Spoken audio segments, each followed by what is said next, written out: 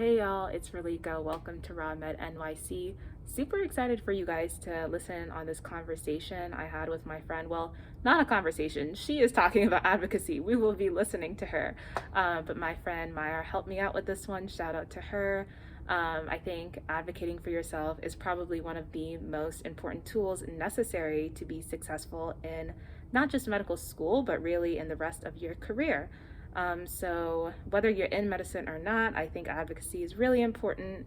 Learn how to advocate for yourself so that you can advocate for others. So, without further ado, here we go. Hi, my name is Mayara. I'm a second year medical student, and I think advocating for yourself is really important in general, but specifically as a medical student. I think coming to medical school, I started realizing that no one's going to make the opportunities for me. They're not going to place them on a plate and say, here you go, you can have them. I have to go out there, I have to go get those opportunities, and I have to advocate for myself, and I have to let people know that I'm worthy of this opportunity, or I am the best fit person for this, whatever position that I'm going for. And I've encountered a lot of students, a lot of peers that are very ambitious and they go for what they want and they get it and they're proud of themselves and it's something they can speak to. And so I realized quickly that I can't just sit in the back, chill, and just wait for opportunities to come to me. I have to kind of step up to the plate and go get them. And so part of that is just being able to know your value and to know that you're worthy of whatever you want to get, and to go up to the stand, or just to make a position for yourself, to make a case for yourself. And I think as like a child of immigrants, and I feel like a lot of people at my specific medical school can relate to that there might be opportunities or positions or any part of my identity, like even as a woman, I feel like there's chances for people to say, this might not be for you, or maybe you should take another avenue, or maybe you should do something else, something of that sort. And so I think that it's important for me to realize what I want. And if I want something that people are telling me that I shouldn't have, I should keep going for it. And that I need to advocate for myself, and that I need to make a case and say, no, this is what I want, I know why, and this is how I'm going to get it. And so I also think that it's going to be important when we learn how to advocate for ourselves, we'll be able to advocate for the people and the patients that we're taking care of, especially because of everything that has been going on from like last summer with the Black Lives Matter movement. Racial inequalities and racism and everything that has to do with that like sector of our life is a real thing. And it's like, it's not that it was hidden, it's just that no one really cared, or not that no one cared enough, but it's that it wasn't the mainstream media. And so all of a sudden this became something that a lot of our generation, or like my generation and everyone in my class, started becoming involved in. And I think it's important as medical students, because we are going to be taking care of people and their health, to also be taking care of their social factors, which relates to their health, because there are social determinants of health that affect people significantly. And so someone might have a case that's easy to solve, but when they have all these factors in their life that impact them, it might not be as easy. And so I think just being aware of what you believe in and what you care for, and then making sure that you allow yourself the opportunity to speak up about it and to fight for it, I think like that's really important.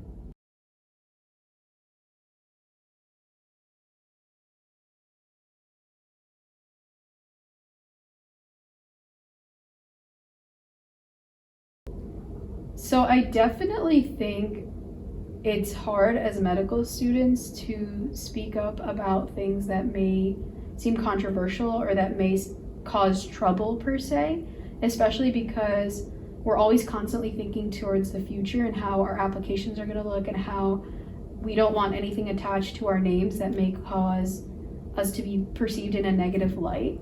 But at the same time, there's a difference between standing up for what you believe in and really pushing and advocating for the change that you know will be good, and like something that is negative. And I don't think that standing up for what you believe in should be thought of as negative. It definitely is scary, because what we're fighting for, or if there's a movement and it's fighting for something that's against mainstream, people's initial thoughts are going to be, no, that's wrong, or it's going to be too controversial for people to really comprehend, and they're just going to view it negatively. But I think part of it is the way that you carry yourself and the way that you advocate for the things that you believe in really matters. And so if you're able to articulate yourself and you're able to organize with people in a respectful way, and you're able to get your point of views across and bridge connections with people that may not agree with your beliefs and have a completely opposite point of view, and being able to do that, I think, is the most beneficial way of kind of bridging those connections and kind of resolving those issues. But that's always easier said than done. But I think it's possible. And I think that being a medical student doesn't mean your voice is taken away from you and that you can no longer speak about the things that you care about. There's just a time and place, and there's also an opportunity. And I feel like the opportunity arises when you can look to the people above you, who have more experience and whose views also align with your own, and you're able to use their knowledge as a way to then actually develop what you're trying to do and to stand up for what you're trying to do. And there's also power in numbers. And so if you strongly believe in something and you can get a few other people who also believe in that thing, and you can come together and kind of organize in a way that gets your point across, then that's something beautiful, because then it's not that it's my crazy thought in my head and no one really aligns with my view. It's that I agree and this person agrees and that person agrees, and then we all bring 10 more people and we're just a big organization and we all believe in this thing and we're standing up for what we believe in. And so it definitely is scary, and honestly it's the whole point. Like, standing against the status quo isn't going to be something that's easy, and it isn't going to be something that's like, it's not something that everyone can do. But I think it's our duty as medical students to care about what we believe in and to let everybody know that this is something that they should believe in too, because it ties into the reason that we came into this field anyways. It's to take care of people and to really value them as human beings. And so if there's an injustice that we need to speak about, we can't just sit in the back and worry about ourselves, because I also think that's selfish. I can't benefit while I see others suffer and just kind of be putting a blind eye to it, because then in the end I'm benefiting on the backs of people who are hurting, and those people may have been paving the way for me to get to where I am today. And so if I don't kind of pay retribution to that, then what am I doing? Why am I profiting right now? And so that's kind of my take on it.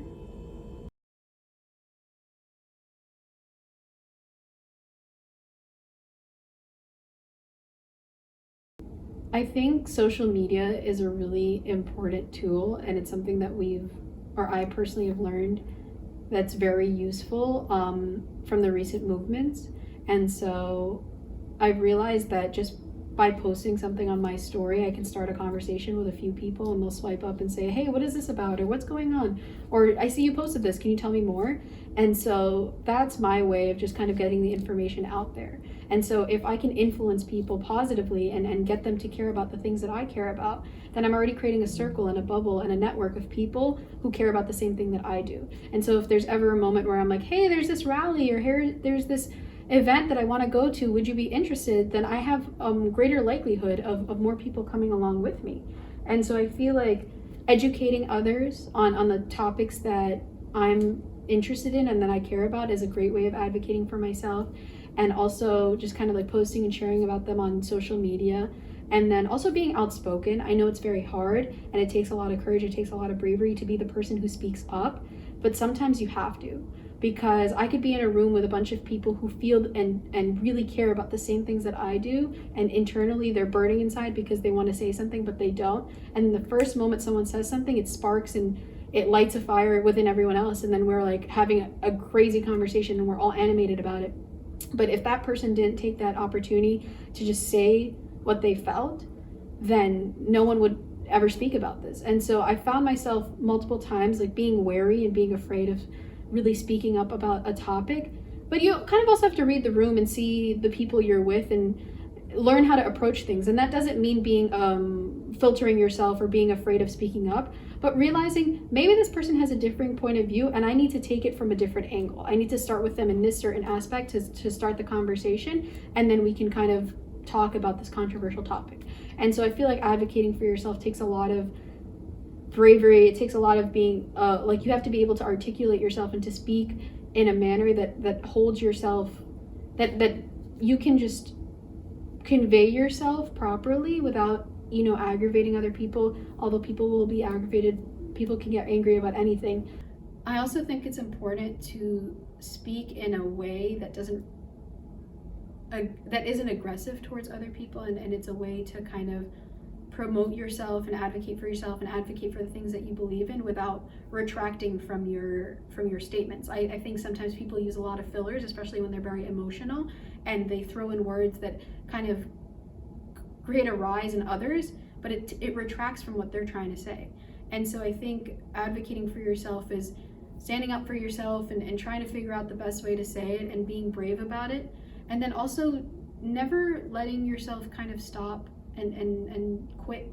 I don't want to say quit, because it sounds like it's like someone has failed. It's not like that, but it's just always kind of pushing, even when there are obstacles and when everyone's telling you no, to say, yes, I'm still going to keep doing this. And it's definitely important to take breaks, to take mental health breaks, because advocacy can be so draining and it can be so tiring, and you feel like you're alone and you feel like you're isolated.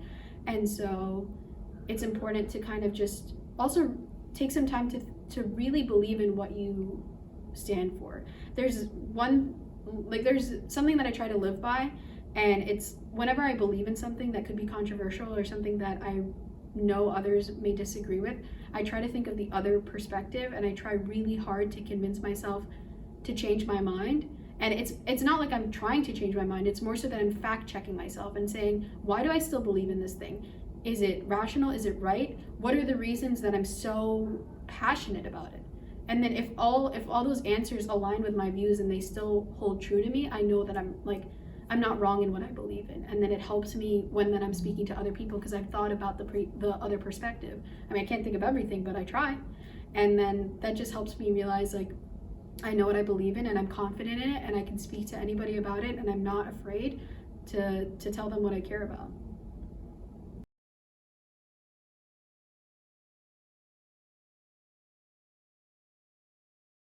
I think, especially in this career, there's so many people who want the same position or who want the same role. And of course, there's so many specialties out there and there's so much opportunity. And I don't think any doctor would be out of work. There's always going to be a need for a doctor. But I think it's important to always know who you are and to know that you deserve the position that you're in right now as a medical student or as a pre-med student or as a resident or whatever position you're in. You've worked hard, you've put in the effort, and you're here now for a reason. And that should be a constant reminder to keep you going forward. And so if there's ever an opportunity, you think, oh, I'm not good enough, or oh, I don't have these qualifications, still go for it.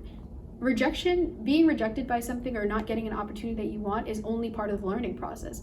And I think that every part of our career can teach us something, and along the way we can learn different things to take us to where we belong. And we might be exposed to things that we never knew we would like, and then all of a sudden it's like you're switching specialties because you're like, wait, I really like this thing, or I never knew I'd be interested in something like that.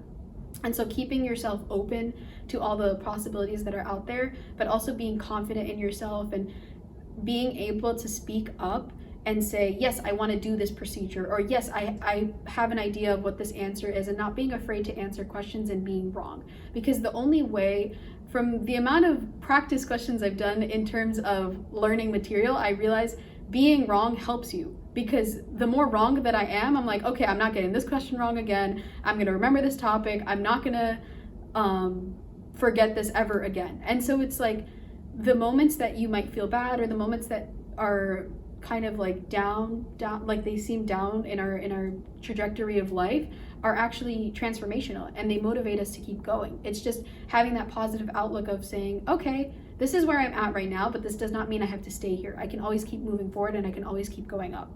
And like I said before, I think that specifically in this field, but in any field, no one is going to give you the opportunity for yourself. And I've heard that from a lot of people, that you have to just be the outgoing person to say, hey, can I try this? Or hey, can I do this? Or hey, I'm interested in this and I want to learn more. And then you are going to find the people who are like, you know what, let's go do it. Or let me go take you to the person who can actually help you with this. Or let me connect you with somebody who can facilitate this opportunity for you. And if you never had that conversation, then you would have never gotten that opportunity. People could easily say no, and then the door closes and you move on and you figure out something else. But it's that if you never had that initial spark to say something, you never know what's behind that door. You never know what opportunities may arise from that. And so I think just letting go of the fear of speaking up and just thinking about who you are and what you want and how you can get those things, it's just, I think it'll be really good, kind of like just building that confidence and being able to just say, this is what I want and I'm going to get it. Thank y'all so much for watching. I'll see you next time on RawMed NYC.